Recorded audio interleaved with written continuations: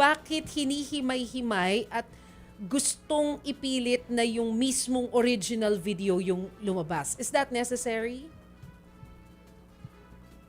It's not, no? It's not necessary. And why? Why is it not necessary? Because this is not a criminal procedure, no? This is not a criminal case. Dito na nga pumapasok yung sinasabi kong merong effort to judicialize the process, no?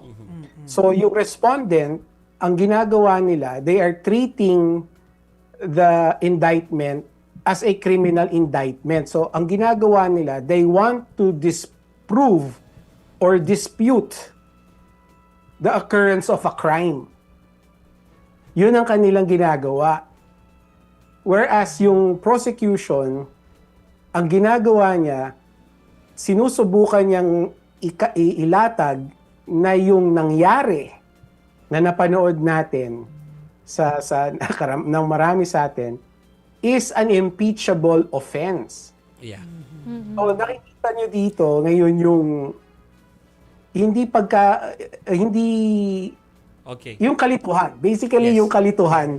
Pwede pa ako na- mag-adjust sa kalituhan na yan.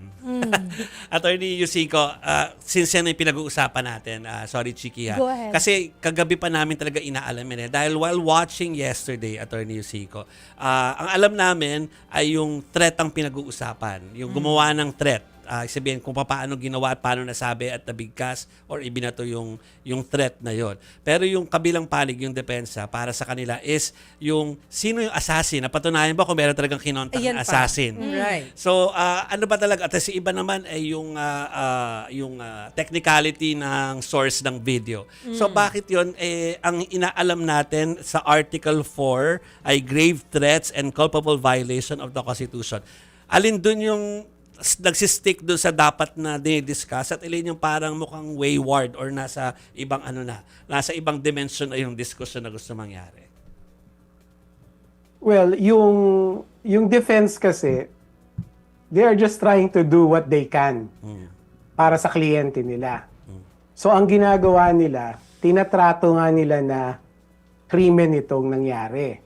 So they are treating this like a criminal indictment. Kaya nila pinipilit na i-provide yung source. Kaya sila very strict doon sa technicalities. Kasi sa court of law, pag criminal case, yan ang defense eh.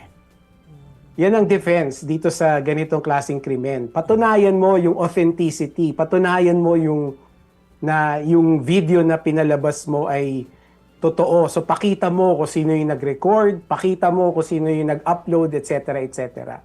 That is a criminal proceeding approach na ginagawa ng respondents ngayon.